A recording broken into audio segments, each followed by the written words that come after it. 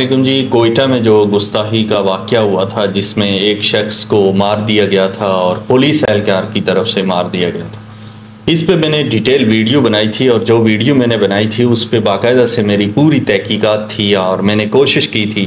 کہ کوئٹہ کے جو مقامی لوگ ہیں تو ان سے بات کر کے، اور صرف ایک بندے سے بات نہیں کیا، میں نے کافی زیادہ لوگوں سے بات کی اور اس کے بعد سے میں اس نتیجے پر پہنچا ہوں جو میں نے ویڈیو بنائی تھی۔ لیکن ویڈیو بنانے کے بعد کافی زیادہ لوگوں نے مجھے تنقید کی، گالم گلوچ کر رہے ہیں لوگ۔ یہ واقعہ اس طرح ہوا تھا کہ 8 ستمبر کو جو پی ٹی آئی کا جلسہ تھا اسلام آباد میں، تو یہ شخص علی نام کا جو شخص ہے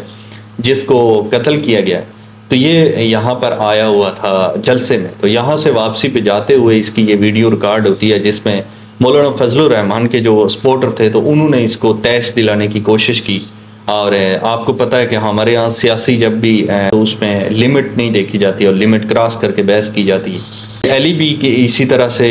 پی ٹی آئی پہ اندھا اعتماد کرتا تھا اور مولانا فضل الرحمان کے سخت خلاف تھا۔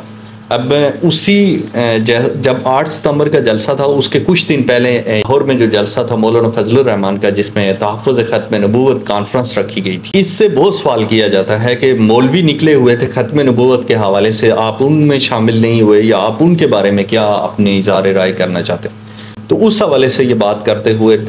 اس کی زبان پھسل گئی تھی اور اس نے وہ الفاظ ادا کیے تھے۔ حالانکہ میں نے یہ بھی بتایا کہ یہ ان پڑھ بندہ ہے، یہ کوئی پڑھا لکھا نہیں ہے، اسے نہیں پتہ ہے کہ ختم نبوت کیا ہے اور کتنا پیچیدہ مسئلہ ہے اور اس پہ کیسے بولنا چاہیے۔ یہ کوئی عالم تو تھا نہیں ہے، عام ان پڑھ بندہ تھا، کوئی اتنا پڑھا لکھا بھی نہیں تھا، کوئی اس کا پروفیشن بھی ایسا نہیں تھا کہ بندہ کہہ سکے کہ یار یہ اس فیلڈ میں تھا تو اس سے امید کی جا سکتی ہے کہ یہ واقعی میں اس نے گستاخی کیا اور جان بوجھ کے اس نے کہا ہے۔ جو لفظ اس سے ادا ہوئے ہیں آپ اگر سرچ کریں گے تو آپ کو مل جائے گا۔ کچھ عرصہ پہلے جو انڈیا کے ایک پاپولر جو اسکالر تھے ڈاکٹر ذاکر نائک، تو انہوں نے بھی ایسے الفاظ ادا کیے تھے حضور نبی کریم علیہ الصلوۃ والسلام کے بارے میں۔ اس کے بعد سے انہیں بھی بڑی تنقید کا نشانہ بنایا گیا تھا اور ان پہ بھی گستاخی کے فتوے لگائے گئے تھے، لیکن انہوں نے بعد میں وضاحتی بیان دیا اور بتایا کہ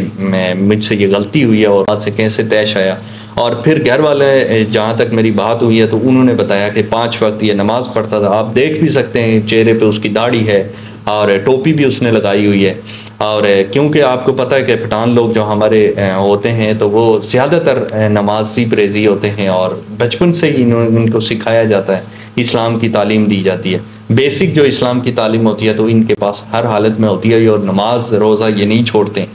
تو یہ بھی پٹھان تھا، اسی طرح کا بندہ تھا، اور پھر اس کا ایک بیٹا حافظ قرآن بھی ہے۔ اگر یہ کوئی ایسا کوئی ہوتا گستاخی کرنے والا ہوتا تو کیا یہ اپنے بیٹے کو حافظ قرآن بناتا؟ قرآن پاک اس نے حافظ کروایا اپنے بیٹے کو، تو اسی لیے کروایا ہوگا نا کہ وہ کوئی اسلامی فیملی سے تعلق رکھتا ہے یا اس کی خواہش ہوگی کہ میرا بیٹا جو ہے تو وہ حافظ بنے۔ اور پھر چھوٹا سا ایک ڈھابا جو چلاتا تھا، چائے والا ڈھابا چلاتا تھا، تو اس پہ پوری تفصیل میں نے ویڈیو میں بیان کی تھی کہ کس طرح کر کے تو یہ سارا کو واقعہ ہوا ہے۔ اور اس کے بعد سے جو مقامی علماء تھے تو انہوں نے اس کی نماز جنازہ نہیں پڑھنے دی، اور اس کے بعد سے جو جس جگہ وہ دفن کیا گیا تو قبر سے نکال کے تو اس کو پھینک دیا گیا۔ اس طرح کے کئی واقعات ہوئے ہیں پاکستان میں، کئی لوگوں کی زبان پھسلی ہے، تو کیا سب کو آپ نے قتل کر دیا؟ کیا سب پہ آپ نے گستاخی کے فتوے لگا دیے؟ اصل میں میرا سوال یہ تھا کہ بہت سارے لوگ ایسے ہیں جو واقعی میں گستاخی کر رہے ہیں، پڑھے لکھے بھی ہیں، جان بوجھ کے کر رہے ہیں اور اسی پہ ڈٹے ہوئے، تو ان کے گریبان تک آپ نہیں پہنچتے، ان کو آپ قتل کرنے کی کوشش نہیں کرتے۔ اس طرح کا یہ واقعہ تھا۔ میں نے صرف اپنی جو تفصیلات اور ذاتی جو میری ریسرچ تھی تو وہ میں نے آپ کے سامنے رکھی، اور کس طرح سے اس کا قتل کیا گیا، کیا وہ گستاخ تھا یا نہیں تھا، یہ میں نے نہیں کہا کہ کیا وہ گستاخ تھا یا نہیں تھا، میں نے آپ پہ چھوڑا ہے کہ یہ پوری تفصیل ہے۔ انہیں کے بعد آپ خود اندازہ لگائیں کہ کیا اس نے گستاخی کی تھی، اس کی سزا موت تھی یا نہیں تھی۔